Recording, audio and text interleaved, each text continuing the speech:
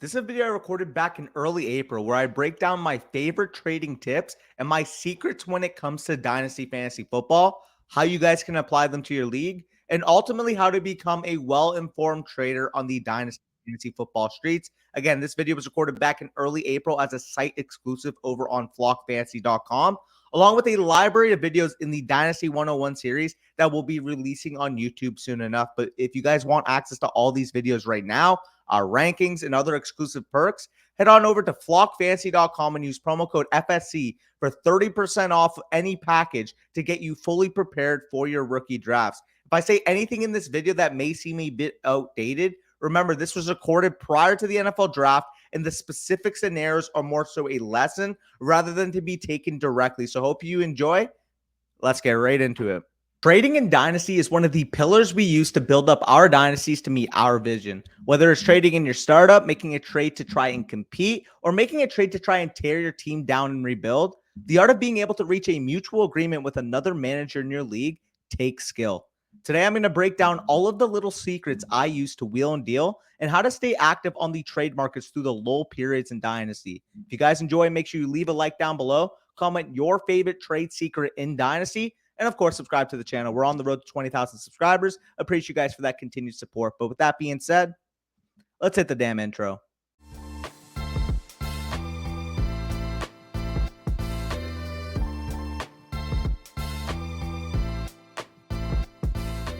All right, so to start off, how frequently do I even trade? Frequent goal-focused trading is what I consider to be my biggest strength as a dynasty manager, being able to forecast the future market, as well as understanding trading within the frame of market value in mind is something I take pride in. Between startups, making moves to contend, all the way to making moves that help me tear it down, being able to connect, communicate, and deal with other people is one of my absolute favorite things when it comes to Dynasty Fantasy Football. Learning how to trade, the direct and indirect factors of what it takes to make a deal, and the basic human qualities needed to efficiently communicate are all required learning points for those both in Dynasty and really just applying to real life. So number one tip for me, in my opinion, when it comes to trading is understanding the perspective of your trade partner. And the phrase "it takes two to tango" is an important reminder that in Dynasty, a trade has to make sense both ways. We should not approach trade talks or trade offers with this fleece mentality, but rather a genuine interest in trying to understand the goals of our partner and how you can make an adequate offer that is mutually beneficial. Being able to empathize with the other owner and put yourself in their position is how you can be taken seriously in talks and advance the trade discussion swiftly. Simply putting yourself in their spot, facing your offer will give you a lot of information as to how well your offer actually fits their intended goals. For example, let's just say you have a rebuilding roster with the 102 this year. You have no quarterback help. Would you seriously accept an offer of Devontae Adams and a 2024 second for the draft pick? Or would you instead prefer, if you were to deal the pick, a younger wide receiver and plus maybe a 2024 first? Thinking of how your league mates will approach their assets and how they evaluate their own winning window is an absolute must when you're thinking about your offer to send.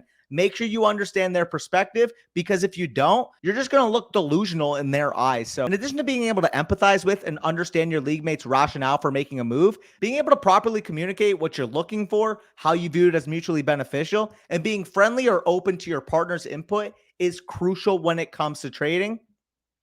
Finding what your trade partner is genuinely interested in, combining that with your own interest, finding that happy medium that leaves both parties satisfied is the basis of a good trade when it comes to Dynasty. Sometimes your initial offer just doesn't really intrigue your league mate. Being able to talk it through, pick out the weeds, finding the true intention of what each party is looking for from the trade, and coming up with that compromise is a very easy skill to learn with experience in fantasy football. Never rebuff at a reasonable counter, and communicate how your offer versus their counter may honestly find a middle ground, maybe even sometimes a completely reworked deal. Like some of my favorite deals that I make in my dynasty leagues, completely different from the initial offer. And I'll actually show you an example, a recent trade I made this past month for a completely different asset. You guys will see the trade package in a second. I was approached about trading Jameson Williams to another team in my league, and through trade discussion, ended up with a completely different, mutually beneficial deal. So you guys see the chats on the screen. He asked me what I wanted for Jameson Williams. I told him I'd be interested in working a deal for him to send me Drake London, and it ended up materializing into a much, much bigger package.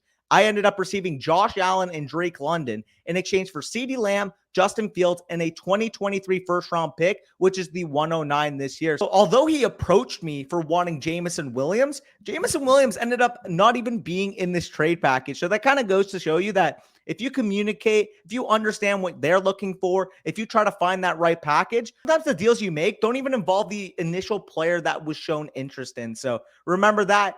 Communicate, let them know what you're looking for, try to understand what they're looking for, and find that common ground. Being open to any deal rework with your own goal in mind in conjunction with the input you receive back is critical when it comes to making trades in Dynasty. And I tell you what, I make a ton of them. Tip number 3, use trade calculators as a broad reference, but not an exact tell-all when it comes to valuation in your Dynasty leagues. Recent fat I've seen from many people is the use of these trade calculators, and they're basically just living off the calculator. When it comes to buying or selling cornerstone assets, whatever the calculator says is fair, people will just do willy-nilly without actually contextualizing the meanings of the deal and basically how these calculators work. So in the grand scheme of things, having that calculator, of course, is a nice frame of reference, getting in the ballpark, kind of bumpers on a bowling alley. While in theory, it makes a ton of sense to take it literally, a lot of complications actually happen when you try to put it in practice.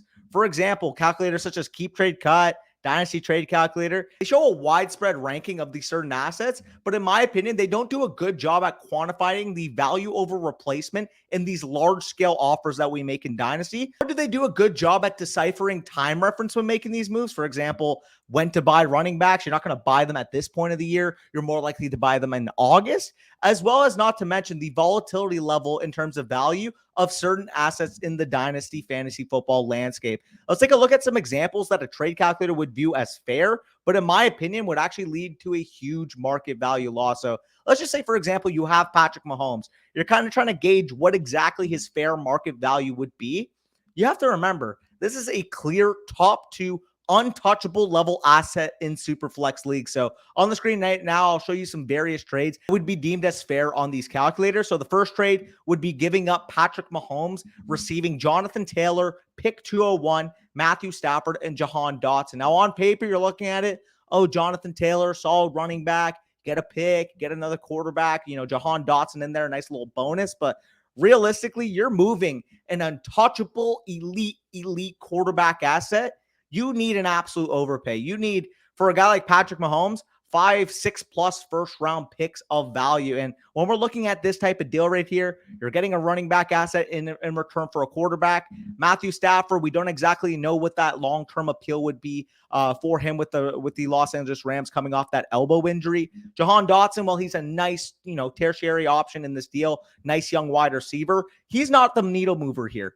Patrick Mahomes, with what he does on the field, with the value he gives to your lineup, and the value he holds from a long-term asset standpoint, simply is not met in this offer. So although it's deemed fair, give me Patrick Mahomes 100 times out of 100. And same thing with this next deal.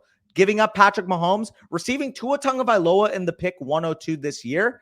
This trade calculator absolutely loves this deal for the package side, but realistically, nobody should ever be giving up Patrick Mahomes for Tua Tagovailoa, who I like, but is a third-round startup pick quarterback, head injury concerns, long-term commitment concerns from the Miami Dolphins, and the 102, while I like Bryce Young, while I like Anthony Richardson, the quarterbacks in this class, none of them are going to reach Patrick Mahomes' level of value. So when you're looking at Patrick Mahomes here, you have to hold him in this offer. And then finally, pick 104, Terry McLaurin, Kirk Cousins. If you can buy him for this price, absolutely, but do not even entertain people coming at you with this price. Realistically, if you have Patrick Mahomes, you're asking for an arm, a leg, your firstborn, a Lamborghini, beachfront real estate, season tickets to the Lakers, whatever the fuck you want. Because realistically, a guy like Patrick Mahomes should be extremely tough to trade for. And I do feel like these trade calculators don't really give that value to the top end assets in Superflex Dynasty leagues. So from a liquidity standpoint, from a value over replacement standpoint, obviously a scarce position getting that top tier elite quarterback,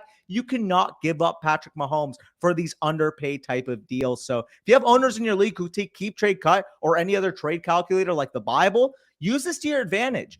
Try to use this calculator and try to get some values on some players that otherwise would not be able to be moved. So use that to your advantage. No ill will towards these trade calculators. They're a fine guide point, But being able to spot out the realistic quality versus quantity in these packages is going to let you find that cool middle ground when you're valuing these top end assets. Number 4, it's okay to lose a trade today as long as it's within reason from a value standpoint. I'm kind of tailoring off the trade calculator point. A lot of dynasty players will just come to YouTube section, come to, a stream and just be like, did I win this trade? To a lot of content creators, to us, to Mason, to Fantasy Endgame, to Dynastyland. You guys will show us your trades either to show off, either to ask for input, because ultimately everybody wants to hear the words, you won this trade. And in actuality, it's okay sometimes if you lose a trade as long as it's within reason. If it helps you attain your goal, and if you're doing the trade with the future market value implications in mind, I absolutely have no problem with quote unquote losing a trade on face value. We've taught that, being proactive and using market tendencies to predict future market value is one of the biggest advantages you can have in Dynasty. And we see every year that sometimes, a deal that you made one way, looked like value one way, completely flips to the opposite end the following year. And I'll actually show you a couple of examples that I've made myself that one year favored one side, but the following year actually looks like a steal for the other side. The first deal here, I ended up acquiring AJ Brown from Corey. I ended up getting Noah Fant, AJ Brown, the 211, which ended up being Alec Pierce, and the 203, which ended up being James Cook, in exchange for Mark Andrews, Deebo Samuel, Chase Claypool, Jahan Dotson, and Matt Corral. Contextually, at the time, everybody was, applauding me for making this deal. You got AJ Brown. This is a steal of a deal for your own right. Absolutely love your side here. But the more we look at it now, yeah, like, would I rather prefer AJ Brown to Mark Andrews in Dynasty? Sure. But Mark Andrews plus Jahan Dotson for AJ Brown plus James Cook. Let's just say that evens out. Then at that point, you're looking at Noah Fant in the 211 for Deebo Samuel, Chase Claypool, and Matt Corral.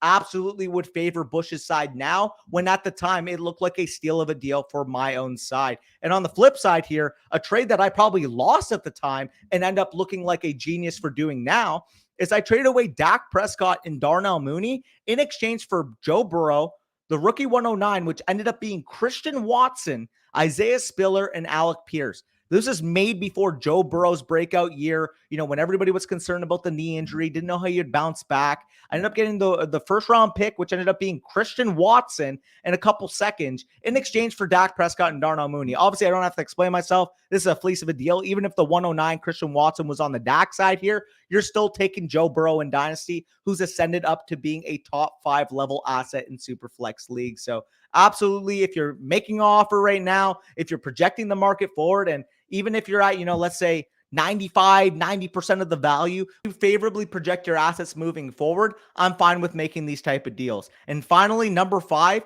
use leverage to your advantage. The last point, and it's more of a process point more than anything, is that the use of leverage when forming your dynasty trades is absolutely crucial. How many paths do you have to profit in a trade? How does the upside reward outweigh the downside risk? How can we move off, volatile assets into more stable assets? These are the questions you should be filling your head with when you're making trades. Give yourself multiple paths to winning a deal is how you develop absolute monsters in the long term for your dynasty fantasy football teams. When you're dealing with non-cornerstone assets, time you can move within a tier and add value on top is a very good process trade. Take this trade, for example. If you guys have been following us for a while, you know that I am the biggest Elijah Moore fan, especially last offseason when this trade was made. But during the rookie draft, I just received an offer that was far too good to pass. And at the time, I didn't want to give up Elijah Moore. I looked at the offer, knew the value was fair, but realistically couldn't bring myself to do it.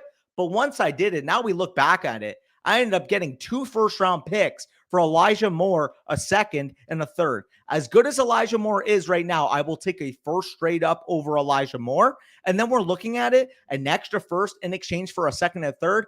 And every day of the week, you're going to be taking the first over the second and the third. So while I loved Elijah Moore, while I wanted to keep Elijah Moore, I just received an offer that was far too valuable to pass up. And I ended up taking the 110, which was one of the picks in the deal, and moved up to go secure Jamison Williams with that pick. Again, The deal gives me multiple shots at winning. I basically walked up with a better asset right now in Jameson Williams than Elijah Moore represents. And now looking forward, I'm also getting another first round pick to be able to utilize in this draft class. So absolutely love that process move. Was able to give myself a ton of picks, was able to give myself a ton of shots of winning out. And just by getting Jameson Williams over Elijah Moore, it's already paid off. Either way, this is going to be the end of the video. This video and all videos in the Dynasty 101 series would have released previously over on flockfantasy.com prior to being uploaded on YouTube. So if you guys want that early access to this series, plus all of the other great content we have to offer, including rankings, articles, and other fantastic bonus content, head over and sign up at flockfantasy.com. Promo code FSE will give you 30% off plus personalized access to myself and Corey by joining as a flocker or a mother flocker. Again, appreciate all of you guys for that continued support, and we will see you again next time. Take care.